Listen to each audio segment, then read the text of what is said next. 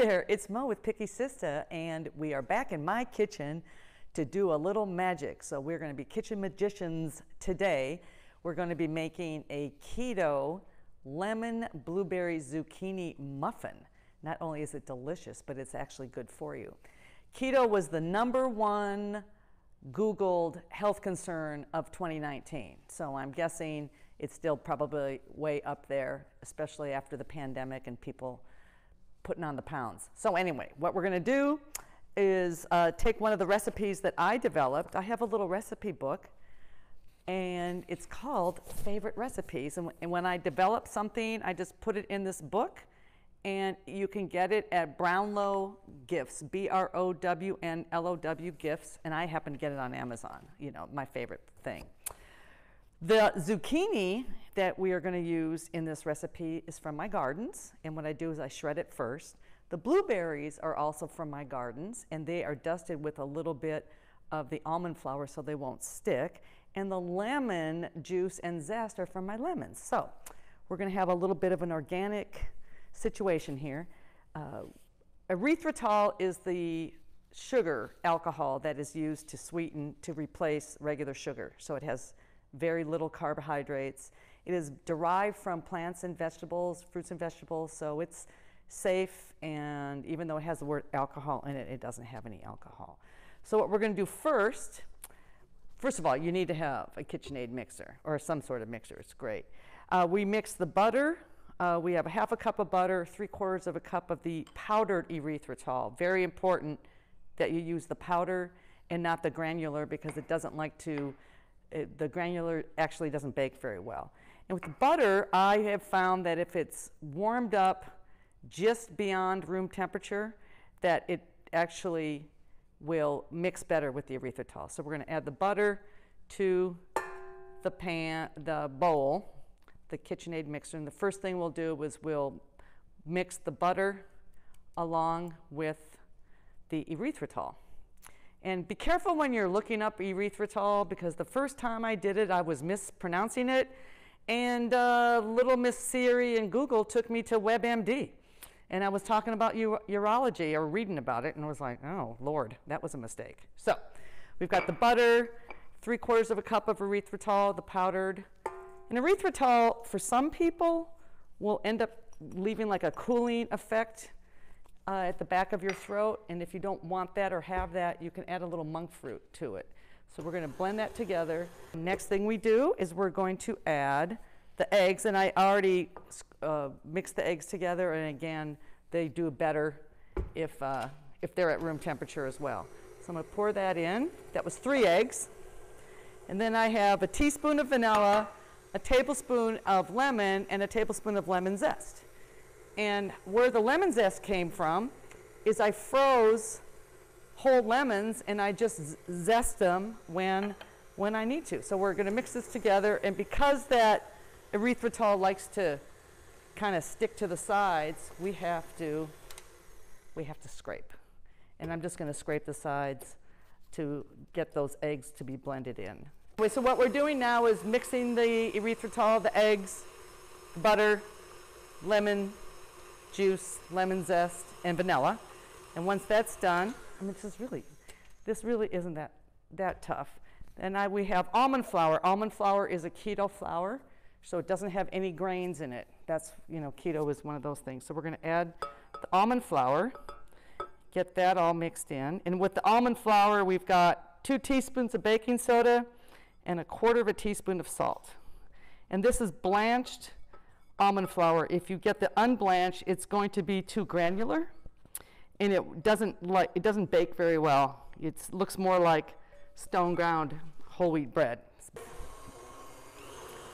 The cool thing with keto, because of the flour is usually coconut or almond, that you can't overmix it like you can when you're using wheat-based, gluten-based products. So this now looks sort of like thick cake batter. You can probably see it here. So it looks like thick cake batter, like brownie batter. Hopefully homemade brownie batter. Next, we're going to add 1.5 cups of zucchini. Now this zucchini is from my garden, organically grown, And I shred it when I'm harvesting, I shred the zucchini and freeze it.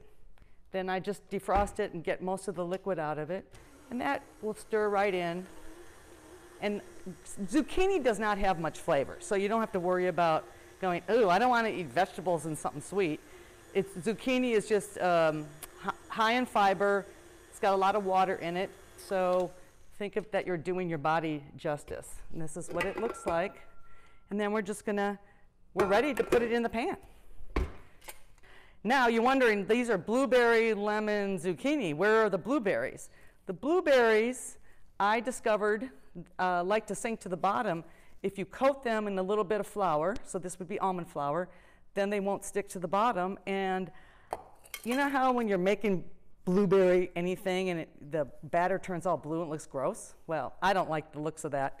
So I figured out how to place the blueberries in each muffin tin.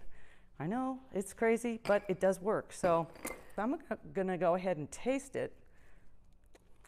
Oh, you can't, it doesn't taste weird, like it doesn't have that chemical taste. That's what I like about erythritol. So that's good. So I've got my muffin tin here, right? And my scoop. So the scoop is great. I can just plop it right in there. Now, when you're using almond flour, it doesn't like to rise.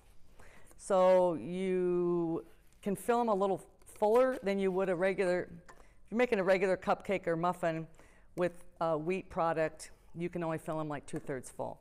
But this one, you can go almost up to the top. This recipe says it makes 12. Well, it's making more than 12. So I always, when I'm making muffins, I always have another pan ready to fill, because I don't want to have to stop what I'm doing to go and get another muffin tin and more liners. And the worst case scenario is if I have too many, I just put them back with my gloves on, of course, so they're not going to get my fingers on the inside.